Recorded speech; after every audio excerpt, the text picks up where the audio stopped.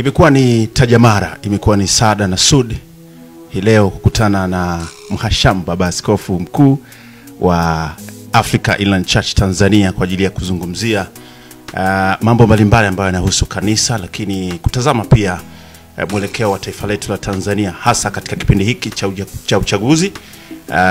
Na tunaona pia vyama vya siasa vikiendelea kufanya mikutano, lakini viongozi wa serikali nao wakiendelea kuhamasisha amani. Vivyo hivyo pia viongozi wa dini. Jina langu mimi naitwa Boaz Silas, na pembeni yangu hapa niko na Baba Askofu ambaye ndio mgeni wetu kwa siku hii ya leo. Baba Askofu, karibu sana. Asante sana, nashukuru Bwana Boaz. Nashukuru sana kwa Inland Radio pamoja na MCC kuandaa kipindi hiki. Kwanza kabisa Baba Askofu, wewe ndiye mkuu kiongozi wa kanisa hili la Africa Inland Church Tanzania, ambalo ni mojawapo kati ya makanisa ya Kiprotestanti bila shaka. Tukianza kwanza na hiyo kwamba kuprotesti ni kitu gani? Kwa nini AIC wanatajwa kuwa ni Waprotestanti? Mna protesti kitu gani? Sasa hapo ni mbali. Sababu nazungumzia historia ya miaka 500 mpaka miaka 1000 iliyopita. Kuhusu historia ya kanisa. Sasa mwaka 1517 ndio uliokuwa huo mpasuko kutoka kwenye kanisa lililokuwa moja na kuanza kupatikana kwa Waprotestanti. Ilikuwa ni tarehe 31 Oktoba 1517 wakati Martin Luther alipo protesti kutoka kwa kanisa la Rumi, na baada ya hapo yakazaliwa makanisa na mpaka sisi tumetokea na hapo. Kwa hiyo historia ya miaka 500 tangu Protestant imeanza movement imeanza kutokea. Ambacho alikuwa na protest, tuseme msingi wa Protestant sana ni kuhusu mafundisho tofauti na yale yaliyo katika Biblia. Sana ilikuwa ni swala la kuhesabiwa haki. Namna gani mtu anahesabiwa haki? Je, mtu anahesabiwa haki kwa matendo ya sheria au anahesabiwa haki kwa imani peke yake bila matendo ya sheria? Na kwa sababu hiyo yeye aliamini ya kwamba mtu anahesabiwa haki kwa imani na sio kwa matendo ya sheria. Ni mojawapo kati ya mengi bila shaka. Labda tukipata mengine mawili matatu kwa sisi wa Protestanti tupate angalau picha ya tunatembea wapi, tofauti na hilo la kuhesabiwa haki. Yeye alihimiza pia vile vile juu ya msamaha wa dhambi. Mtu anasamehewa dhambi kwa namna gani? Ndio. Je, mtu anasamehewa dhambi kwa sababu ya kufanya 1, 2, 3, au mtu anahesabiwa dhambi kwa sababu ya kumwamini Bwana wetu Yesu Kristo peke yake?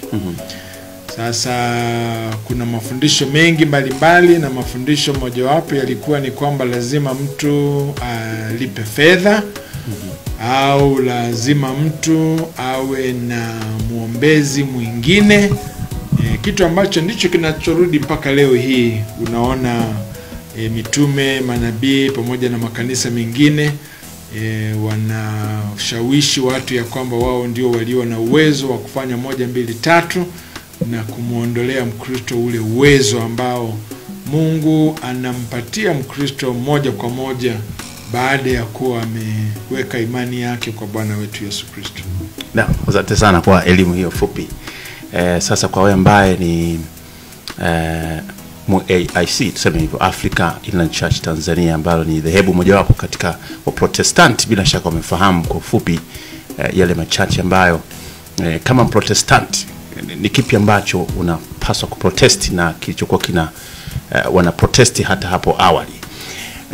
Turejee sasa kwenye swali hili lingine, Baba Askofu. Tumemaliza juma la Pentecoste majuzi yaliyopita hapa.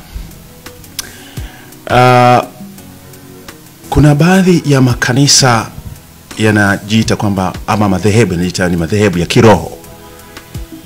Africa Inland Church Tanzania ni dhehebu la namna gani? Dhehebu la kiroho. Sisi ni dhehebu tunalomwamini Bwana wetu Yesu Kristo. Sisi ni dhehebu tunaloamini mtu anasamehewa dhambi kwa kumwamini Yesu Kristo, mtu anahesabiwa haki kwa kumwamini Yesu Kristo. Sisi tunaamini kuhusu kuomba, sisi tunaamini kuhusu Roho Mtakatifu, nafsi yake na kazi anazozifanya. Kwa hiyo sisi ni wa kiroho. Sisi ni wa kiroho. Katika zile karama, tuseme huduma 5 zilizotajwa katika nyaraka za Paulo kama sijakosea, Baskofu, walimu, wachungaji, wainjilisti, tunaona pia kuna mitume na manabii. Katika dhehebu hili la Africa Inland Church Tanzania, wako wapi hawa mitume? Wako wapi hawa? Wewe unanichokoza. Haya maswali sio ya muda mfupi. Okay. Haya ni mambo ambayo yanahitaji darasa. Binafsi sisi hatukubali kama hizo ni huduma tu peke yake. Kwa sababu hizo ni zawadi ambazo kulingana na Waefeso sura hiyo ya 4 yenyewe. Naam. Hayo yameelezwa kuwa hizo ni zawadi ambazo Mungu wetu amezitoa. Kwa wale waliosoma sarufi wanaelewa kuna nomino, na hizo ni nomino 5 tu, na nomino hizo zinazungumzwa pia vile vile katika Wakorintho ya kwanza sura ile ya 12 ule mstari wa 28 na kuendelea. Sasa kukiwa na nomino kawaida huwa kuna vitenzi. Sasa ukizungumza juu ya mtume unazungumza juu ya kitenzi chake kutuma. Ukizungumza juu ya nabii kitenzi chake ni kutoa unabii. Ukizungumza juu ya wainjilisti unazungumza kuhusu kuhubiri injili. Ukizungumza kuhusu wachungaji unazungumza kuhusu kuchunga. Ukizungumza kuhusu walimu unazungumza kuhusu kufundisha. Kwa hiyo Paulo anapotumia nomino badala ya vitenzi hazungumzi kuhusu huduma. Anazungumza kuhusu nafasi ambazo Mungu wetu alizitoa kuwa ni zawadi kwa kanisa. Na vivyo hivyo sasa orodha hiyo anapoizungumza pia vile vile katika hiyo mistari niliyoitaja, Wakorintho ya kwanza sura ya 12 na ule mstari wa 28, anazungumza pia vile vile ya kwamba Mungu alitoa kwanza mitume na baadaye manabii na baadaye walimu, kisha karama za kuponya pamoja na kutenda miujiza na mambo mengine.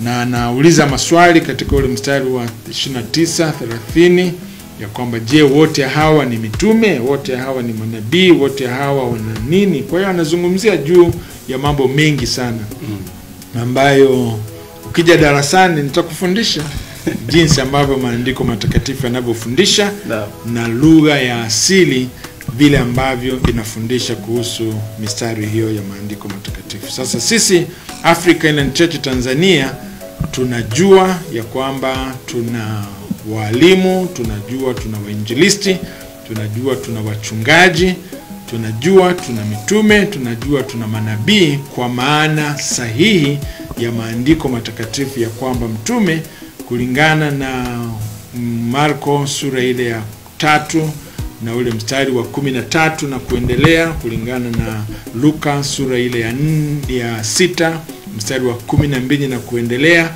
ni kitenzi chake ni kuwatuma au kutuma. Na Marko anazungumza vizuri sana kuhusu hiyo, na lugha sahihi, lugha yake asili ni apostolos. Apostolosi maana yake ni mjumbe aliyetumwa kwa ajili ya kazi fulani, kwa ajili ya jambo fulani. Na miongoni mwao ni wao mitume 12 wa Bwana wetu Yesu Kristo. Na anavyoeleza katika hiyo Marko sura ya 3, anaeleza kwamba Yesu Kristo akawachagua hawa sasa na baadaye akawatuma. Sasa kuna mambo matatu hapa yaliyofanyika. Kwanza tunaambiwa aliwaita, halafu pia vile vile akawatuma wapate kuhubiri, lakini pia vile vile wapate kuwa pamoja na yeye. Sasa unapokuja katika Matendo ya Mitume sura ya kwanza kuanzia mstari wa 15, 16 na kuendelea, unaona ni namna gani wale 120 walivyoona hawa mashahidi walioshuhudia na waliokuwa pamoja na Bwana wetu Yesu Kristo tangu ubatizo wa Yohana na mpaka alipokuwa anafufuka. Mmoja wao sasa ndio aliyechaguliwa kuwa mtume kushika ile nafasi ambayo ilikuwa imeachwa pamoja na Yuda. Naam. Kwa hiyo hayo nimewafundisha leo asubuhi, ndio maana nina uwezo tu wa kueleza vizuri tu katika kipindi kama hiki. Lakini ni mambo marefu ambayo labda yasingetuchukulia muda sana. Naam. Asante sana Baba Askofu Mkuu. Umepata somo hilo kwa ufupi kuhusiana na utume, unabii, uinjilisti, ualimu, uchungaji. Bila shaka umepata kitu hapo kuhusiana na Pentecoste, lakini pia mambo haya ya Uprotestanti. Sasa turejee kwenye maswali yetu haya kuhusiana na hali ya kisiasa hapa nchini. Pasina shaka umekuwa ukifuatilia pia nini kinachoendelea, watu wakijinadi, vyama hivi kijitokeza kuzungumza na wananchi. Baba Askofu, unazungumziaje mwenendo wa siasa hapa nchini? Kwangu mimi inasikitisha kuona tunaenda ndivyo sivyo, na kwa sababu hiyo tunahitaji tu hekima. Nafikiri hicho ndicho kitu cha msingi kabisa. Na tunahitaji rehema tu ili kusudi Mungu aturehemu, atuhurumie, kwa sababu tulipofika na tunakoenda kama ndiko tunakoenda, basi hatuwezi tukafika salama na hatuwezi tukafika vizuri. Kwa hiyo kwangu mimi ninasikitika. Mimi ni mtu wa miaka 60 na kitu sasa hivi. Kwa hiyo nimeona utawala wa Nyerere, nimeona utawala wa Mwinyi, nimeona utawala wa Mkapa, nimeona utawala wa Kikwete, nimeona utawala wa Magufuli, nimeona utawala huu. Nasikitika. Hatuendi vizuri, hatuendi vizuri. Ndio. Unaweza kufafanuaje hili swala kama kiongozi wa kanisa? Je, wanasiasa wanahitaji dini ili wafanye kazi zao, ama dini inahitaji wanasiasa ili zifanye kazi zao? Sasa hapo tukizungumza kuhusu dini, hapo ndipo pia vile vile tunatofautiana. Kwa sababu kwenye dini kuna dini zetu za asili.